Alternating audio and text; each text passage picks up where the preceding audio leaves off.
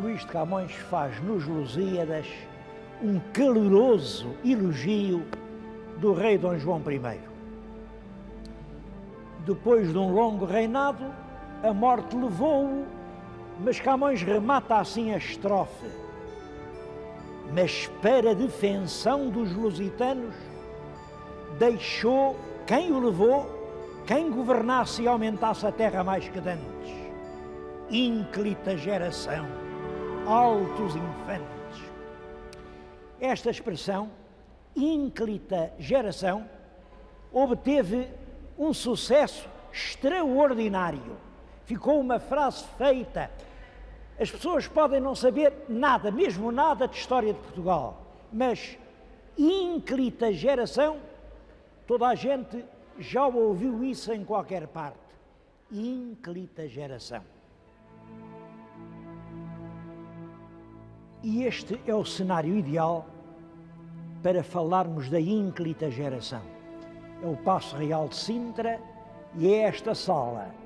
Chamou-se durante muito tempo a Sala dos Infantes. Que infantes eram esses? Eram os 7 filhos del rei Dom João I e da rainha Filipa de Lencastre. Os seus nomes eram Afonso, Duarte, Pedro, Henrique, Isabel, João e Fernando. Dom João I tinha tido outros filhos antes do matrimónio, mas esses não se incluem na ínclita geração. Eram, portanto, 7. 7 que depressa ficaram 6, porque o mais velho, Afonso, morreu em tenra idade. O que estão agora a ver é um singular monumento, é um leito de bronze dourado, onde uma criança parece adormecida. É uma enternecedora homenagem que lhe quis prestar a irmã, Dona Isabel, que entretanto tinha casado e tinha ido para a Flandres. E de lá mandou este sepulcro que hoje está tão esquecido dos portugueses e em tão mau estado.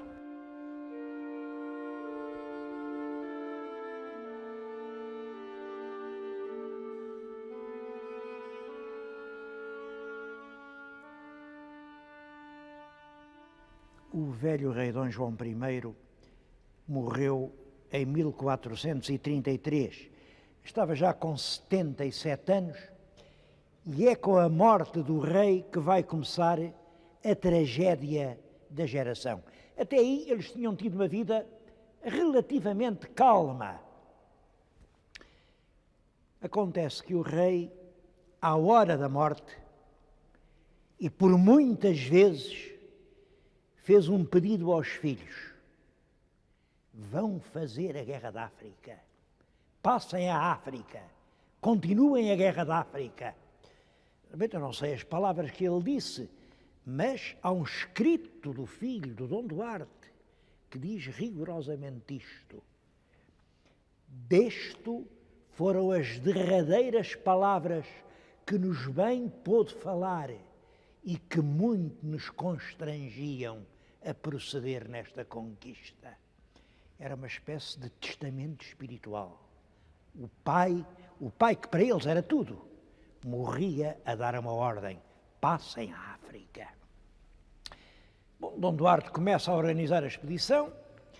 Houve dificuldades, porque nem toda a gente estava de acordo, mas realmente em 37 sai uma grande armada destinada a continuar a conquista da África. Como sabem, em 1415 tínhamos conquistado Ceuta e isso tinha-se feito com muita facilidade e agora manda-se uma outra grande armada para conquistar Tanger.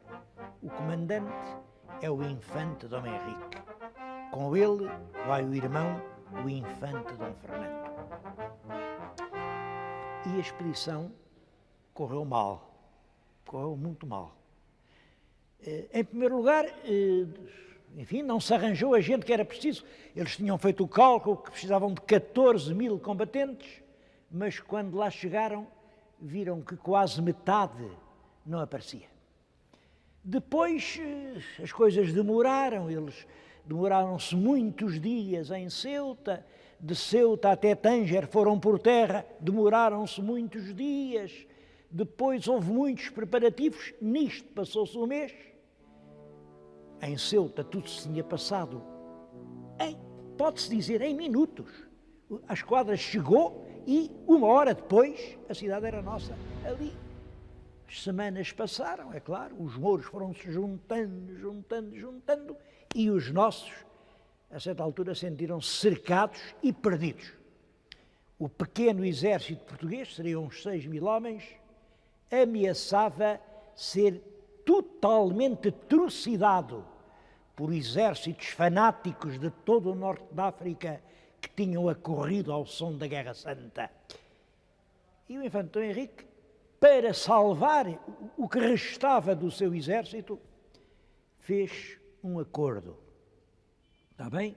Ele, desde que o deixassem embarcar e voltar a Portugal, nós entregávamos a cidade de Ceuta.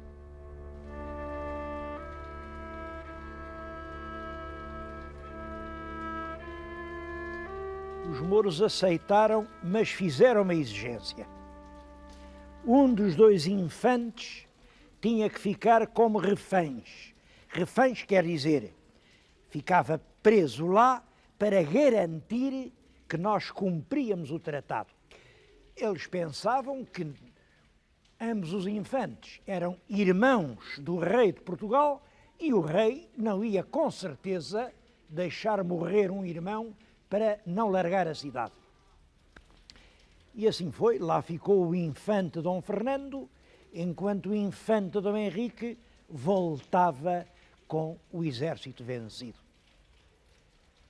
Mas como é que se podia entregar Ceuta, se realmente Ceuta era para os portugueses, para a classe militar, é evidente, era uma espécie de joia da coroa. O Dom João I tinha mandado escrever no seu túmulo, com grande evidência, que era o conquistador de Ceuta, ao título real, o rei de Portugal era rei de Portugal e senhor de Ceuta. Bom, isso era o que diziam os cavaleiros, porque naturalmente havia pessoas com mais bom senso que diziam, ainda bem, Ceuta não serve para nada, Ceuta é uma carga de trabalhos. Estamos ali, é uma guerra permanente, custa sangue, custa dinheiro, de facto é uma perda permanente. A verdade é que o país estava profundamente dividido. Havia também a Igreja, o arcebispo de Braga, por exemplo, dizia, não, Ceuta é de Deus. Não, os portugueses não podem largar o que já pertence a Deus. O rei Dom Duarte, entre estes partidos, aflito, manda reunir cortes em Leiria. E no primeiro mês, acho que em janeiro de 1438, reúnem-se em Leiria, naturalmente naquela grande sala do Paço, cortes para decidir isto. Devolve-se a cidade aos mouros ou abandona-se o infante Dom Fernando, irmão dela rei, à sua triste condição? O resultado das cortes foi o rei compreender que não podia entregar Ceuta. Resolveu-se que se estudariam outras formas, talvez o resgate a dinheiro, iam tentar outras maneiras de salvar o infante. Bom, mas o rei Dom Duarte, que era um homem ensimismado, um homem muito refletido, com uma grande tendência para a depressão, não aguentou essa situação e essa violência. É claro que há duas versões. Realmente o cronista diz que sim, que foi essa dor que o matou. Outros dizem, não, havia peste no reino, foi apenas um contágio, apanhou peste na Ponte de Sor. Cada um pensa o que entender.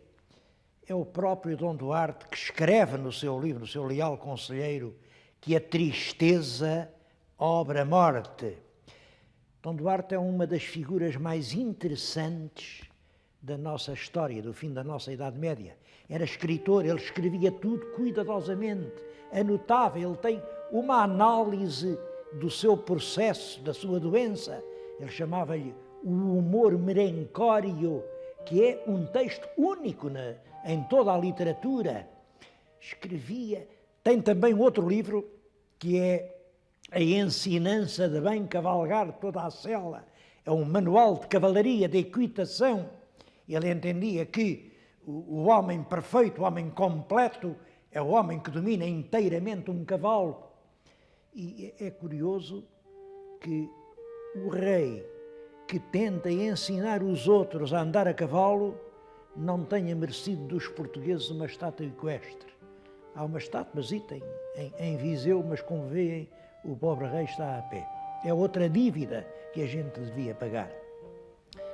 Seja como for, em 1438, antes de poder resolver a situação do irmão, Dom Duarte, o rei filósofo, o eloquente, como também lhe chamaram, morreu. E dos 6 irmãos ficaram 5.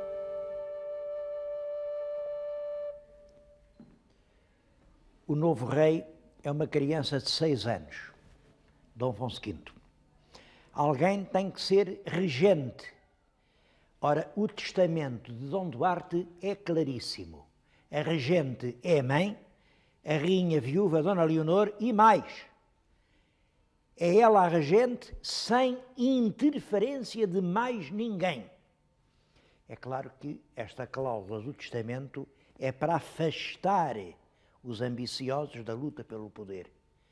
Mas foi inútil, porque aparece logo o infante Dom Pedro, chama a si o apoio das forças populares, vence a rainha e, com o apoio do irmão, o infante Dom João, apodera-se da regência. É claro, enquanto discutem isso, o pobre Dom Fernando está a agonizar na masmorra onde o esqueceram.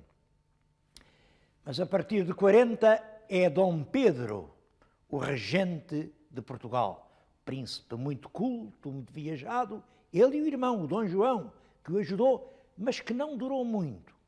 Dom João é também um príncipe muito esclarecido, é o mestre Santiago, é o construtor daquela linda igreja em Palmela, no castelo de Palmela, mas morre logo em 42.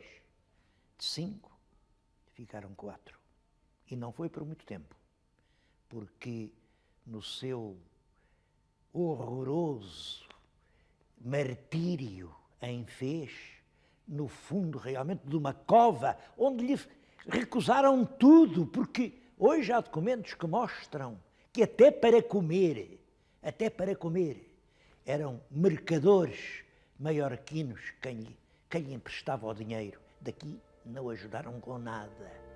Ele não pôde mais e em 43 é Dom Fernando quem morre. Dos 4 ficaram 3.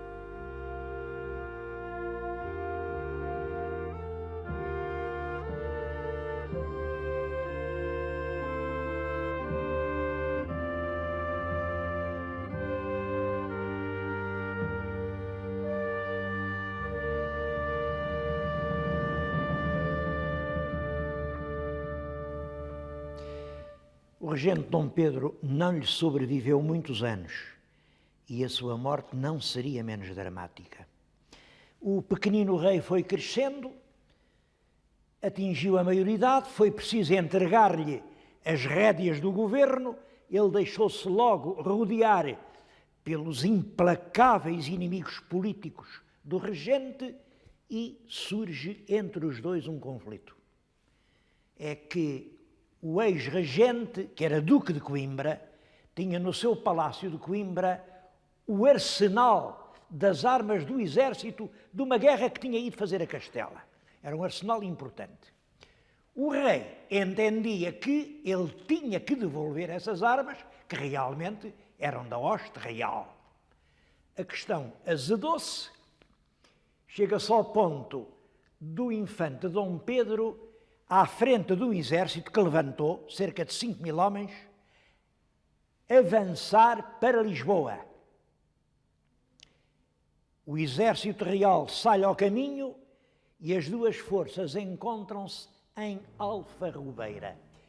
É o famoso combate de Alfarrobeira. Só que ninguém sabe onde é Alfarrobeira e, todavia, acho que todos terão passado por lá mais que uma vez. Aqui na Autoestrada do Norte, quando há aquela portagem da Crel, foi aí que se deu o combate. Vê-se um grande morro à nossa mão direita, foi aí que o infante Dom Pedro afortalezou os seus homens, eles tinham bombardas, e esse é que foi o mal, porque isto das bombardas disparam-se, um soldado pega fogo a um canhão, a bomba vai cair junto da tenda do jovem rei, os homens do rei dizem aqui ao rei que o querem matar, disparam sobre o acampamento do regente, e o regente recebe no peito, logo no início do combate, um tiro de besta que o matou. Os biógrafos do infante Dom Fernando costumam referir, em termos muito comovidos, que depois de morto o corpo esteve 4 dias sem sepultura, amarrado pelas pernas a uma ameia da porta da cidade de Fez. Também o corpo do seu irmão Dom Pedro esteve 3 dias a apodrecer, degolado, num valado ali ao pé da ribeira de Alfarrobeira. O rei não permitiu que lhe dessem sepultura cristã. Pronto, e dos 3 ficaram 2.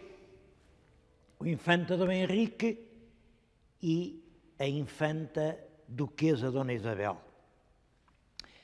Dom Henrique, como sabem, é conhecido pelo epíteto de navegador, embora ele não tivesse feito realmente navegações, mas foi ele quem organizou a política de expansão atlântica do nosso país.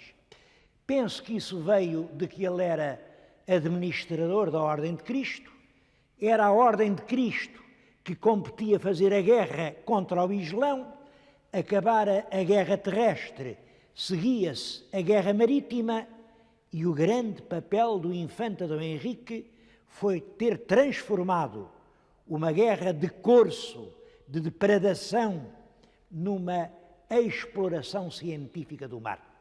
Sei que está agora muito na moda dizer, não, o infante não teve grande importância, importante sim foi o Dom Pedro. Bom, tão perigosa é a mania dos heróis como a dos anti-heróis. Todos os documentos conhecidos mostram que ao infante Dom Henrique se deve a organização sistemática, metódica, persistente da política marítima dos portugueses.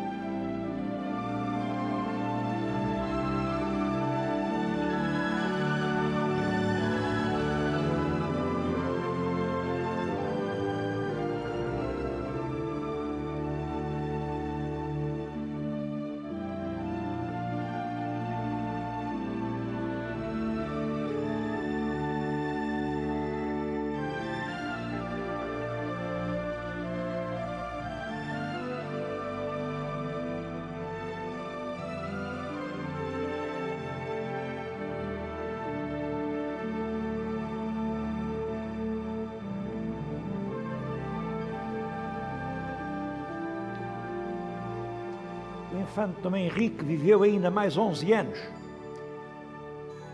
Não vinha à corte, estava lá refugiado no Algarve, na sua vila de Sagres, sempre obstinadamente entregue à sua missão. Depois da morte dele, a última sobrevivente da ínclita geração é a Duquesa da Borgonha, Dona Isabel. Costuma dizer-se que o grande esquecido desta geração de príncipes é Dom João, o mestre de Santiago. Penso que não. Penso que não. Esse, apesar de tudo, é lembrado. Ele foi o avô del rei Dom Manuel, ele foi o avô da rainha Isabel a Católica. Esquecida tem sido Dona Isabel. E, todavia, ela nunca esqueceu Portugal. Começámos este programa por ver o túmulo que mandou para aquele irmão pequenino, Dom Afonso, que ela nem tinha conhecido. E o último ato da vida dela, de que eu tenho conhecimento, apenas um mês antes de morrer, em 1471, em novembro, ela morreu em dezembro, é uma escritura que se faz na Câmara de Lisboa, em que ela manda uma grande quantia em ouro para instituir para sempre uma missa solene para recordar o seu irmão Fernando morto no cativeiro de Fez. É muito possível que aquele famoso políptico a que uns chamam de São Vicente, outros do Nuno Gonçalves, outros do Infante Santo, tenha a ver com essa piedosa intenção da Duquesa da Borgonha. Foi uma grande figura em muitos sentidos, uma grande e corajosa diplomata. Ela era, francamente, pela aliança da Borgonha com a Inglaterra. O marido, Filipe o Bom, preferiu aliar-se à França e, como se sabe, foi esse o fim da Borgonha. Em muitos momentos mostrou a sua coragem.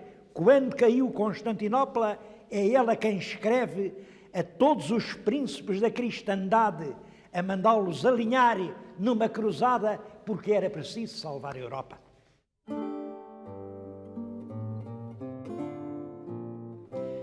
Uma das batalhas da infanta Dona Isabel foi a de conseguir a trasladação dos restos do irmão Dom Pedro para a batalha. Como sabem, o rei Dom João I tinha decidido que na capela do fundador ficassem à volta dele os filhos. Mas agora o jovem rei Afonso V, cheio de ódio, não permitia que o infante Dom Pedro tivesse o túmulo que lhe estava destinado. E Dona Isabel mandou aqui embaixadores, emissários enérgicos e exigiu que o sobrinho mandasse Dom Pedro para a batalha onde hoje se encontra.